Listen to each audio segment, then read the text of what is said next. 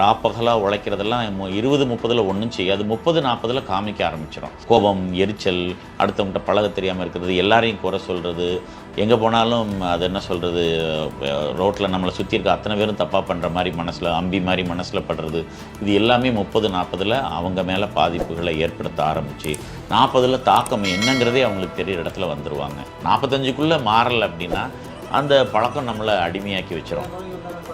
அப்படிங்கிற மாதிரி அதை அக்செப்ட் பண்ணிவிட்டு அதுக்கு அந்த அக்செப்டபிலிட்டிக்கு ஒரு அடாப்டபிலிட்டி வந்துடும். ஸோ 45 இது வந்துச்சுன்னா 60க்கு மேலே என்ன வரும்? Just accept it. அதை டாலரபிலிட்டி வந்துடும். அதுக்கு இது அப்படி தான், நான் இப்படி தான், இதுக்கு மேலே என்னால் முடியாது அப்படிங்கிற மாதிரி போக ஆரம்பிச்சிடும். ஸோ இந்த 30-40 என்ன இருக்கோ அதை 40-50 விரத்தி பிடிக்கிறதுல தான் நம்முடைய லைஃபோட சேஞ்சஸ் இருக்குது. ஸோ 40-50 பொறுத்தவரை உடலில் வேறு என்ன மாற்றங்கள் வரலாம்? 40 வயசுக்கு அப்புறம் கண்டிப்பாக நமக்கு நோய்களுக்கான அறிகுறிகள் தென்பட ஆரம்பிக்கும். பாரம்பரியமாக இருக்கிறது ஒரு காரணமாக இருந்தாலும் 20-40 நம்ம வாழ்க்கையை எப்படி கொண்டு போயிருக்கோம். இப்போ உடல் பருமன் 130-140 மார்பிட் ஒபிசிட்டி அப்படிமோ அந்த மாதிரி இருக்கவங்களுக்கு கண்டிப்பாக ஏதாவது ஒரு நோய் அறிகுறி வந்துடும். சக்கரை வருதா, ரத்த கொதிப்பு வருதான்னு தெரியாது. இது ஏதாவது ஒரு நோய் வந்ததுக்கப்புறம் டாக்டரோட அட்வைஸ் பிரகாரம் அந்த நோயை கட்டுப்பாட்டுக்குள்ளே வச்சுருந்தா அடுத்த நோய் அடுத்த 10 வருஷம் கழித்து வரும்பாங்க. டெக்கேட் கழிச்சு, அதாவது ஒரு சக்கரவியாதிக்காரனுக்கு 10 வருஷம் கழித்து ரத்த கொதிப்பு வரலாம், ஒரு சக்கரவியாதிக்காரனுக்கு 10 வருஷம் கழித்து இருதய நோய் வரலாம், ஒரு ரத்த கொதிப்பு இருக்கவனுக்கு இருதய நோய் வரலாம், ரத்த கொதிப்பு இருக்கவனுக்கு சக்கரை நோய் வரலாம். 10 இயர்ஸில் உடம்பு கண்ட்ரோலில் வச்சுக்கலாம்னா. பட் ஃபஸ்ட்டு நோய்க்கே நீங்கள் கண்ட்ரோலில் வைக்கிற வித்தையை கற்றுக்கிட்டிங்கன்னா அடுத்த 40 வருஷத்துக்கு அந்த ஒரே நோய் வேறு எந்த நோய் வராமலும் போக முடியும்.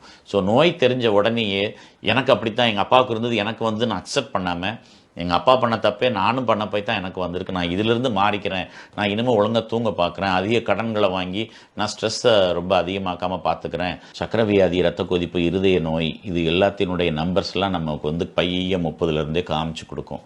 நீங்கள் ஒபிசிட்டி எவ்வளவு கூடியிருக்கீங்களோ அதை பொறுத்து உங்களுக்கு களைப்பு வர ஆரம்பிக்கும், உடல் சுத்த குறைவுகள் வரும். உடல் பருமன் அதிகமான உடல் சுத்தம் ரொம்ப மோசமான இடங்கள்ல, அதாவது தொடை இடுக்குகளில் அந்த தொடை சதை பிடிப்புகளில் இங்கெல்லாம் வந்து படை நோய்கள் வருவதற்கோ, சுத்தம் குறைவாக இருக்கிறதுக்கோ, இந்த மாதிரியான அந்த உடல் பருமன் சம்மந்தப்பட்ட அத்தனையுமே வந்து நம்மளை எங்கே இழுத்துட்டு போகுது அப்படிங்கிறது தெரிய வரும். சிலருக்கு இந்த நேரத்தில் ஒரு ஆஃபீஸில் ஒரு ப்ரெஷர்னு 10 நாள் வேலை பார்த்தாங்கன்னா பிபி அதிகமாகிறத பார்ப்பாங்க. எனக்கு சக்கரை வந்துருச்சோன்னு பார்க்குற அளவுக்கு நீர் அடிக்கடி போகிற அளவுக்கு இருக்கான வாய்ப்புகள். இந்த மாதிரி ஆரம்ப அறிகுறிகளை உடல் எந்த பக்கம் இழுக்குது அப்படிங்கிறத 30லேருந்தே காமிச்சு கொடுக்க ஆரம்பிச்சிடும். ஸோ 40க்கு அப்புறங்கிறது என்னென்னா ஒரு 2 மடங்கு வேகமாக ஓடுற வயசு. இந்த 30-40 வந்து முக்கியமாக அவங்க வந்து 30 வருஷம் வரைக்கும் உள்ள அனுபவங்கள் 30-40 செயல்முறைப்படுத்த அவங்க முனைப்பு காட்டணும். எல்லா நேரமும் நம்ம ஒன்று போல் இருக்க முடியாட்டாலும் ஸ்ட்ரெஸ் அதிகமான நேரங்களில் எப்படி நம்மளை கையாளுறது, கோபத்தின் மூலமாக கத்துறதன் மூலமாக நம்ம நிரூபிக்க போகிறோமா, இல்லை பொறுமையாக பேசி நம்ம விஷயத்தை கொண்டு போக போகிறோமா, இந்த மாதிரி விஷயங்கள்லாம் வந்து ஒரு பர்சனாலிட்டி டெவலப்மெண்ட். இவன் இந்த மாதிரி அப்படின்னு பிராண்ட் பண்ணுற டைம் அது. ஸோ அதை உத்வேகமாக செய்கிறதுக்கு முன் வரணும் அப்படிங்கிறது தான் உண்மை. ஸோ இந்த 30-40 பிபி, கொலஸ்ட்ரால் இதெல்லாம் அதிகமாகுமா சார்?